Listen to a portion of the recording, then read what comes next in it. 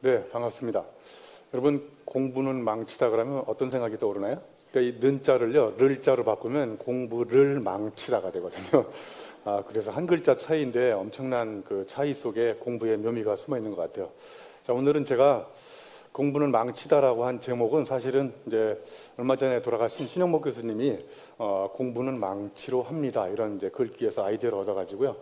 제목이 약간 도발적이지만 공부는 망치다라고 정했습니다. 그래서 결국은 이제 공부하고 망치의 공통점이 겉으로 보기에는 별로 없는 것 같지만 가만히 찾아보니까 공부도 우리의 고정관념을 생각을 자꾸 이렇게 깨부수는 그런 어떤 매개체가 되기도 하고 망치도 가만히 생각해 보니까 이미 있는 것을 깨부수는 거잖아요. 그래서 공부와 망치는 겉으로 보기에는 닮은 게 없는데 가만히 따져서 이렇게 분석을 해보니까 공부와 망치는 똑같이 뭔가를 깨부수는 거구나. 그래서 공부는 망치다라고 했는데 사실은 우리가 공부 그러면 여러분 어떤 공부가 처음에 떠오르나요? 시험 공부를 이렇게 떠올리더라고요. 그죠? 시험 공부하는데 너무 재미있고 즐거운 사람 있나요? 네. 그 다음에 공부 그러면 또 공부는 책상에 앉아서 머리로 하는 것이다 이런 고정관념을 갖고 있는 것 같아요. 그래서 저는 오늘 공부는 머리로 하는 거기도 하지만 몸으로 하는 육체노동이라는 그런 공부에 대한 고정관념을 몇 가지를 같이 여러분하고 같이 한번 깨부숴보는 노력을 한번 해보도록 하겠습니다. 공부는 여러분이 이제까지 살아오면서 마주쳤던 삶의 역사가 저는 그 사람의 공부의 역사라고 생각합니다. 생각만 해도 지겨운 그런 어떤 시험 공부가 아니라 상상만 해도 굉장히 즐거운 인생 공부에 대한 이야기를 세 가지 점에서 한번 말씀을 드려보려고 합니다. 자, 첫 번째 마주침은요. 제가 자연에서 시골에 제 고향이 충북 음성이거든요. 저는 시간이 날 때마다 지금도 여전히 저의 공부의 원천은 자연인데요. 자연에 가서 유심히 관찰을 해보고 관찰한 걸 가만히 생각해보는 게 고찰이고요. 고찰을 하면서 어느 순간에 깨달음이 올 때 그게 통찰이 되는 거고 그거를 다시 한번 생각하는 게 성찰이거든요. 저 가운데 있는 새가 도요새인데요. 도요새가 지렁이를 잡아먹고 살거든요. 여러분 지렁이가 땅속에 있을 때 비가 오면 땅 위로 나오거든요.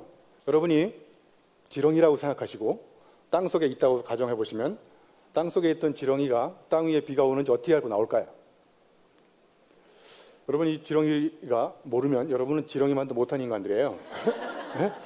제가 얘기한 오늘 공부는 또 공감인데요. 타인의 입장이 돼가지고 그 사람 입장이 돼서 그 사람의 아픔을 가슴으로 생각하는 방법을 배우는 것이 저는 공부라고 생각합니다. 그래서 지렁이 입장이 돼가지고 땅속에 있다. 자, 그럼 땅 위에 비가 오는데 어떻게 알고 나오냐면 생물학자들에 의하면 빗방울이 이렇게 땅을 두드린대요. 그러면 피부로 진동을 감지해서 밖으로 나오면 도요새가 이제 지렁이를 잡아먹습니다. 그런데 도요새의 고민은 언제 시작되냐면 비가 안 오는 날 땅속으로 지렁이가 다시 들어가거든요. 그러면 이론적으로는 도요새가 굶어 죽었어야 되는데 도요새가 여전히 비가 안 오는 날도 땅 위에서 지렁이를 잡아먹고 있어요. 어떻게 잡아먹을까요? 여러분 이걸 모르면 새만도 못한 인간들인데 도요새가 평소에 지렁이 행동을 유심히 관찰해서 가만히 생각해 보니까 비가 오는 날 나오는 걸 알게 됐어요. 그래서 비가 안 오는 날은 얘들로 지렁이로 하여금 비가 오도록 착각하게 만들어야 되겠다 이런 인사이트, 통찰을 얻게 된 거예요. 그래서 비가 안 오는 날은 빗방울로 이렇게 부리로 땅을 찍고 다니면 지렁이 입장에서는 어떻게 생각해요? 비 오네? 그래서 밖으로 나오는 거예요. 나오자마자 마른 하늘의 날벼락인 거죠. 그래서 제가 오늘 말씀드리는 공부는 평소에 주변에 있는 아무 관계없다고 생각하는 걸 유심히 관찰해서 관찰한 걸 가만히 생각해보고 그래서 통찰을 얻게 되고 그걸 다시 한번 생각하는 성찰. 제가 개발한 유영만의 사찰입니다. 이것만 가지고도 우리가 자연에서 얼마든지 공부를 할 수 있을 것 같아요. 자, 두 번째, 저는 이제 개인적으로 공고를 나왔습니다. 공고 다니면서 용접을 하다가 이제 평택 화력발전소에 가서 근무를 한 적이 있었는데요. 거기서 근무를 하다가 우연히 첫 번째 마주친 책 이름이 여기 보시지만 제가 책 선전하러 나온 건 아니지만 다시 태어나는데도 이 길이라는 책이에요. 저 책을 통해서 제가 공고생이 사법고시 패스한 수기를 읽고 그 길로 제가 인생을 한 방에 역전시키는 공부는 고시를 공부하는 것이다. 이렇게 불온한 의도를 품고 한양대학을 가게 됐습니다. 한양대학에 다행히 법학과 갈 점수를 못 받아서 제가 있는 한양대 교육공학과에 입학을 하게 됐죠. 당시 한양대 교육공학과는 미달이었습니다. 네. 그래서 제가 우수한 성적을 한양대 교육공학과에 가서 고시 공부를 계속 할까 하다가 군대 갔다 와서 가만히 생각해 보니까 고시 공부한 이후에 제 인생이 별로 행복할 것 같지 않은 이런 불길한 예감이 들어서 고시공부하던 책을 날 잡아서 달밤에 불살라버렸어요. 이 달밤에 불살라버린 사건을 분서갱유 사건이라고 합니다. 저는 그때 고시공부하던 책을 불살라버린 이후로 책 읽는 재미에 빠져서 그 이후로 제가 너무 책 읽는 게 재밌어서 5시에 잠을 자고요. 4시간 자고 9시에 일어나서 책을 읽으면서 약 10년간 박사과정까지 해보니까 세상이 다르게 보이기 시작했고, 그래서 제가 생각하는 공부는 내가 하면 재미있는 걸 찾아서 하는데, 그걸 찾아서 하기 시작하면 나의 색다름이 찾아지고요. 그 색다름을 찾아서 공부를 하다 보면 세상에 누구와도 비교할 수 없는 남달라지는 나다움을 찾게 된다는 거예요. 그래서 진정한 의미의 공부는 나다움을 찾아 나가는 끊임없는 무한한 그런 탐험의 여정이라고 생각합니다. 자, 그 다음에 세 번째 마주친 건요. 제가 이제 실제 우여곡절 끝에 유학을 갔다가 이제 삼성에서 한 5년간 근무를 하면서 깨달은 건 뭐냐면 석사, 박사 책상에서 배웠던 공부했던 지식이 현실을 변화시키는데 별로 도움이 안 되더라고요. 그래서 석사가 돌석자라는 걸 알게 됐고 박사가 열불박자라는 걸 알게 됐어요. 그 이후로 이제 제가 책상에서 공부하는 것도 공부지만 실제 현장에서 체험하면서 얻었던 것들이 엄청난 깨달음을 줬던 것 같아요. 자, 예를 들면 제가 하나의 사례를 들어보면요. 여러분이 지하철을 타면 지하철을 타시자마자 첫 번째 취하시는 동작이 빈자리가 있나 없나 확인하시잖아요. 그죠? 예, 빈자리가 없으면 금방 내릴 것 같은 사람 앞에 가서 앉아있죠. 그죠? 예, 그래서 이분이 다음 역에 내릴 것 같아가지고 이분 앞에 서 있었는데 이분이 제 예상 느낌대로 이분이 다음 역에 내렸거든요. 그래서 제가 이제 앉으려고 하는 찰나에 정말 난생 처음으로 생각지도 못한 실패를 했어요. 그래서 결과적으로 자리 잡기에 실패했어요. 어떤 일이 발생했냐면 이분이 내리니까 그 옆에 있던 분이 잽싸게 자리를 옮기시더라고요. 그죠?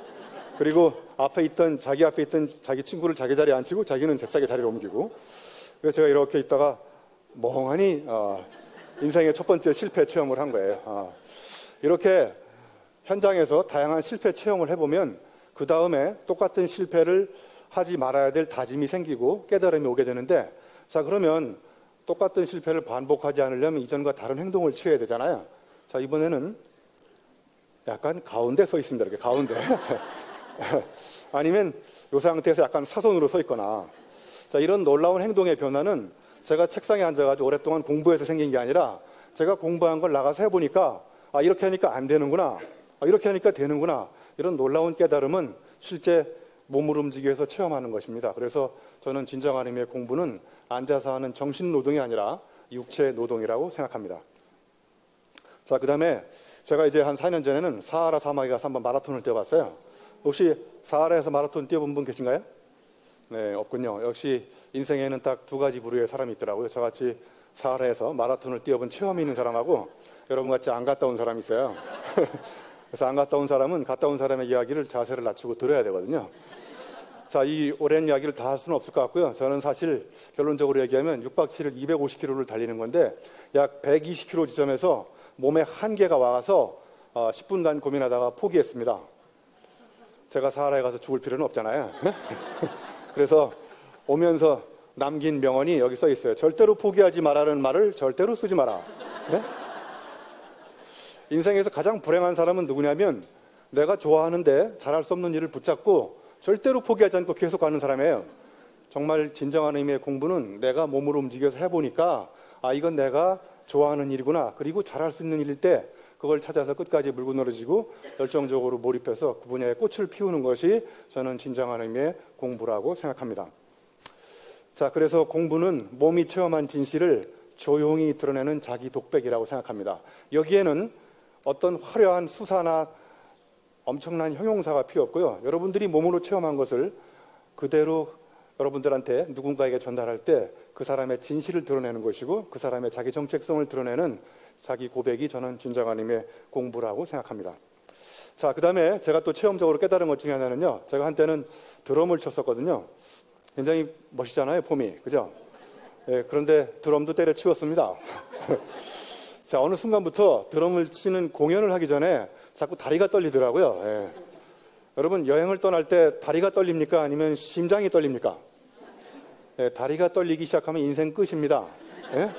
그래서 내가 뭔가 좋아하는 일은 가슴이 떨리고 마음이 설레이는데 내가 잘할 수 없는 일은 두렵고 다리가 떨리기 시작합니다. 그래서 제가 드럼을 과감하게 때려치웠습니다. 예. 박수 한번 쳐주세요.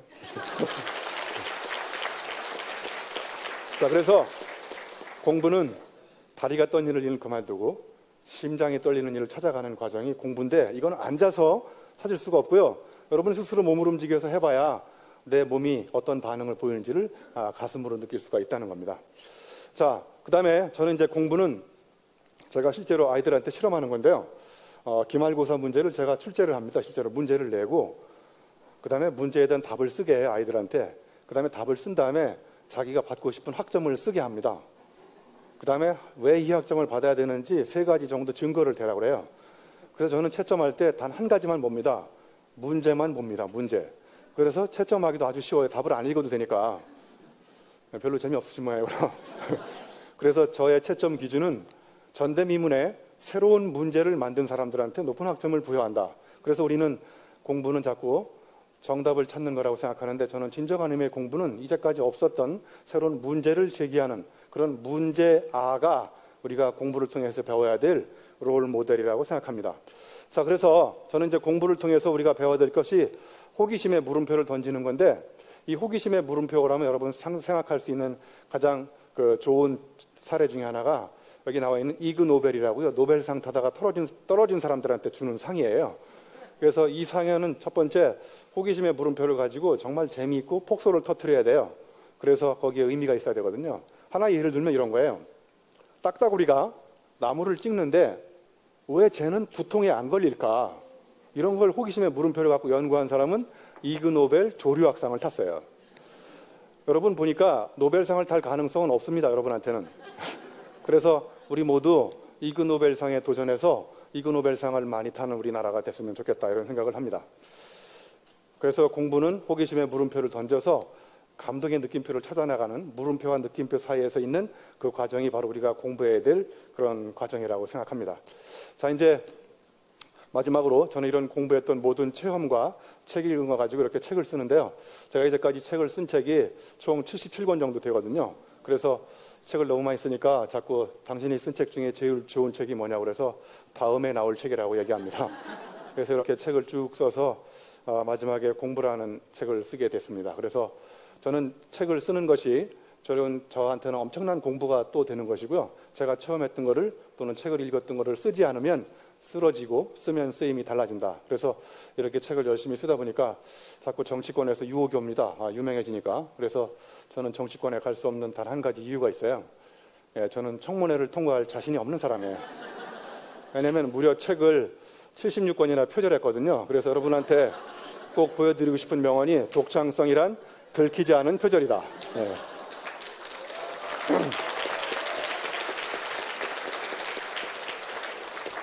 자, 이제 정리하겠습니다. 제가 이제까지 공부라는 것을 설명을 드렸는데요. 가장 소중한 공부는 내 몸을 움직여서, 손발이 움직여서 체험하는 것이고요. 그 체험한 걸 가슴으로 공감하는 것이 공부입니다. 그래서 공부는 공감이라고 한 이유가 되고요. 왜냐하면 체험을 하지 않으면 공감 능력이 없어집니다. AI가 발달하고 로봇이 발달해도 기계가 절대로 대체할 수 없는 인간 고유의 능력은 저는 공감 능력이라고 생각합니다. 가슴으로 느낄 줄 아는 사람을 길러내는 것이 저는 우리의 교육이라고 생각하고, 그리고 마지막에 공부를 할수록 우리는 머리에 아픈 상처가 생기는데요. 알무로 생긴 상처는 알무로 치유해야 됩니다. 그래서 진정한 의미의 공부는 체험하고 공감하고 머리로 상처를 받는, 그래서 상처를 치유하기 위해서는 또 다른 공부를 계속해야 되는 이런 공부가 저는 진정한 의미의 공부라고 생각합니다. 감사합니다.